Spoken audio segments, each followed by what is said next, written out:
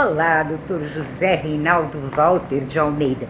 Me diga uma coisa, por que é que as pessoas têm visões tão diferentes, tão díspares mesmo, sobre essa pandemia que está assolando a humanidade, né? Independente das interpretações, das razões econômicas, políticas, sociais, culturais, o nosso cérebro tem alguma coisa a ver com essas diferenças tão grandes de interpretação? Nós vamos falar um pouquinho, então, de como funciona o nosso cérebro, tá certo? E como isso, de certa forma, como esse funcionamento acaba trazendo consequências práticas, como, por exemplo, a questão da Covid, que nós temos hoje, né? Então, como é que funciona o cérebro em determinados aspectos? Antes de mais nada, nós temos que agradecer a um clérigo inglês chamado Thomas Bayes, que na metade do século XVIII, lá nos anos 1700, né, escreveu um teorema. Ele escreveu esse teorema e guardou, não publicou. Esse teorema só foi conhecido muito tempo depois da sua morte. Ele é conhecido hoje como o Teorema de Bayes, com toda a justiça, tá certo? E deu origem a uma transformação incrível no nosso modo de pensar e no desenvolvimento da estatística, sobretudo a estatística médica. Nessa estatística, o conhecimento prévio de alguma coisa que estamos querendo entender, nós queremos entender, mas já temos uma ideia, que pode ser uma simples crença, não precisa nem ser um dado correto, com certeza, não, mas uma crença já é suficiente e serve como ponto de partida. O nosso cérebro, muito provavelmente, tem um comportamento bayesiano.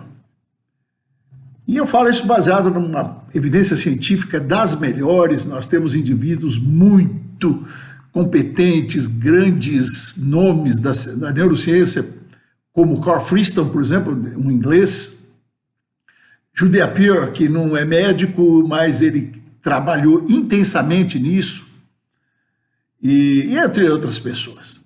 Então, a estatística bayesiana é algo muito interessante e muito importante. Então, imagine que você, de manhã, abre a porta da casa e dá de cara com o jardim molhado, o caminho ali que você tem que passar molhado, um pouco da calçada molhada, a rua. Ok, mas na véspera, você ouviu lá na previsão do tempo que o tempo hoje estaria excelente, não tem chuva previsto nem para a noite nem para o dia. Você não está levando guarda-chuva, você não tem capa, e o lugar onde você vai, se estiver chovendo, é bom não ir. Então, quando você abre a porta, você tinha um conhecimento prévio de que não ia chover, mas de repente está molhado. Nesse momento, o que o cérebro faz? O cérebro tenta ajustar, a partir daquilo que se sabe, qual é a melhor chance de dar certo aquilo que você quer fazer. A sua resposta, sua chance de sobrevivência, inclusive. Então, o que o indivíduo faz?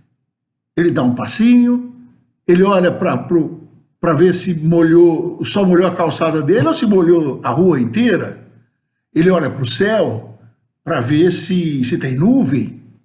E com isso ele vai ajustando, instante a instante, aquilo que ele já sabia, com aquilo que ele está vendo, que é novo, e com isso ele vai atualizando a situação, minimizando a chance de dar errado. O que é dar errado? Ele vai sair e vai para um lugar onde não pode chover. E aí ele tem todo um conhecimento prévio além daquela previsão, e ele aos poucos identifica que apenas a frente da casa dele está molhada, para fora não estava. O que aconteceu? Ele lembra que ele tinha um sprinkle, que pode ter funcionado inadequadamente à noite, não era para funcionar, e molhou tudo. E ele resolve a questão, ele vai embora, ele não vai levar guarda-chuva, e ele vai para onde ele queria. Então, o nosso cérebro opera dessa forma, minuto a minuto.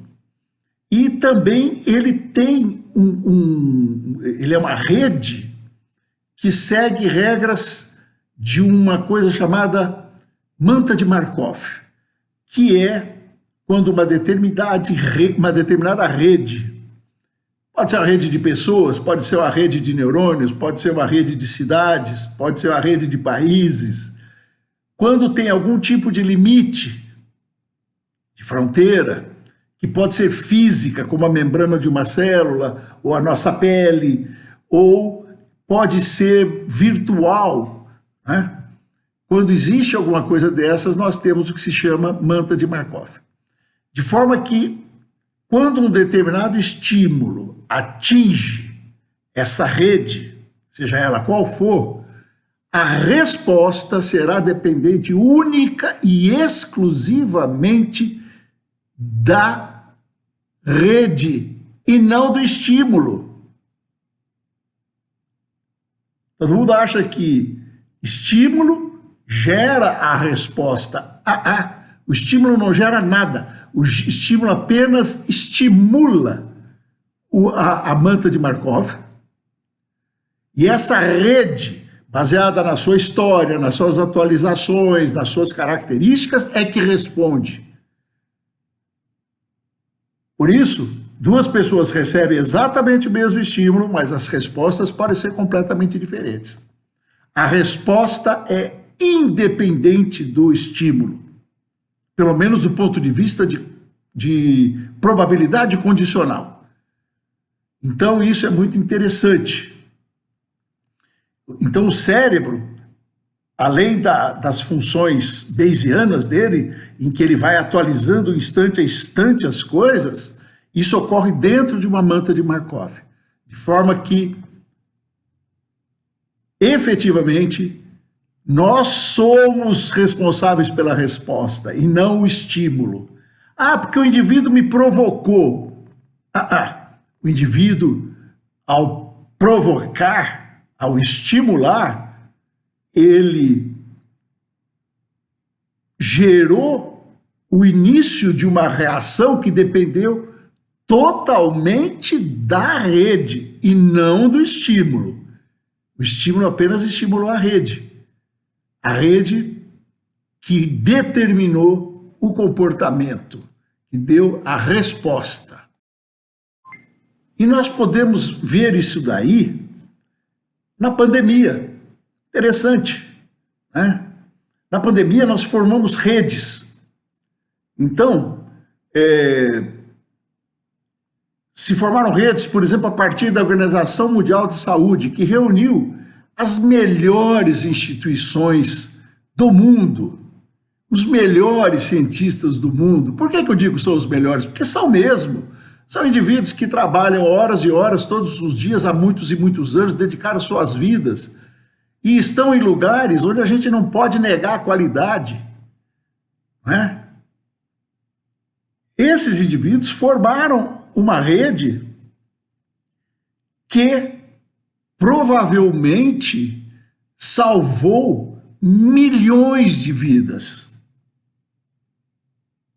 Por outro lado, se formaram redes também de baixo clero da ciência, mas formaram-se redes. E essas redes interagiram, e quando um estímulo, mesmo estímulo, uma determinada questão, por exemplo, que foi colocada, tipo a questão da cloroquina e da ivermectina, que quando foi colocada como um estímulo para a rede da Organização Mundial de Saúde, das grandes instituições mundiais, a resposta foi clara: não, isso não serve, não é por aí que nós vamos. Nós temos que ir para as vacinas. Por outro lado, o baixo clero, a ciência de segunda linha, dizia o contrário. Não, tem que dar cloroquina, tem que dar ivermectina. Atrasaram as vacinas por causa disso. Né? Ou seja, muitas pessoas morreram porque a vacina não chegou a tempo para elas. Então, as redes são muito interessantes.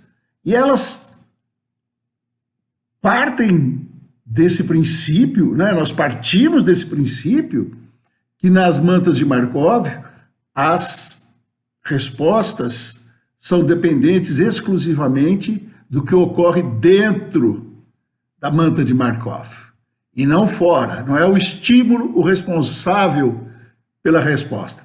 A resposta, sim, vai interferir no mundo, vai tentar modificar o mundo.